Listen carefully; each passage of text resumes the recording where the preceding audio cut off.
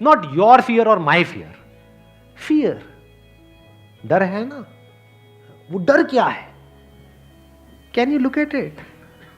इसको बोलते हैं साइंटिफिकली चीजों को देखना.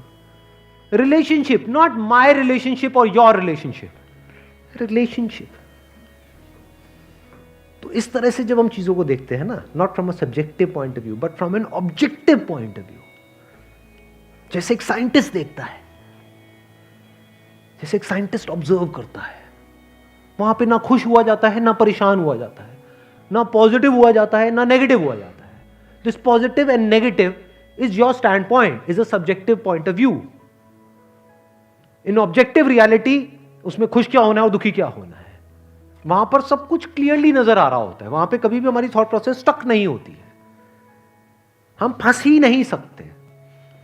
बिलीफ्स में आप गारंटेड फंसोगे. शॉर्ट टर्म में वो अच्छे लग रहे होते हैं क्योंकि वहां पे कंफर्ट मिलता है. जो भी हमने मान रखा है, अगर उसको पकड़ करके हम बैठे रहें और उसमें गोल गोल घूमते रहें तो बड़ा कंफर्ट मिलता है, लेकिन आगे जाकर के वो हमको फंसा देता है, एंटैंगल्ड कर देता है.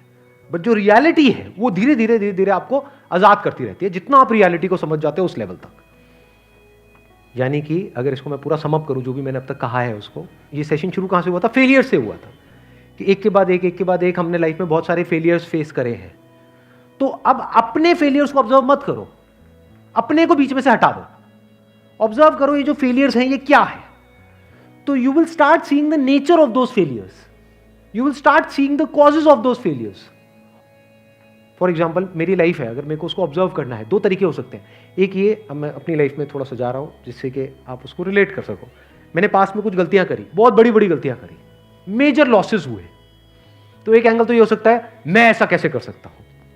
दूसरा ये है कि मैं ऑब्जर्व करूं कि एग्जैक्टली वो गलती क्या थी और उसका कॉज क्या था. तो वो दिख जाता है, अच्छा उस टाइम पे वो ग्रीड बहुत ज्यादा हावी हुई पड़ी थी. अच्छा ग्रीड क्यों हावी हुई पड़ी थी, इतना लालच क्यों आया हुआ था कि हाँ ये करना है, ये करना है, ये करना है, ये क्यों आया हुआ था? और ये बचपन से ऐसी कंडीशनिंग हुई पड़ी थी, बचपन से घर में यही सारी बातें सुनी थी. तो इसलिए I was acting out of that information जो मेरे अंदर फीडेड थी, and that was not correct information. वो सारी इंफॉर्मेशन गलत थी, जिसकी वजह से मैंने जल्दी से एक्ट किया, बिना सोचे समझे, बिना सही थिंकिंग के एक्ट कर दिया. उस वजह से जाकर के फंस गया.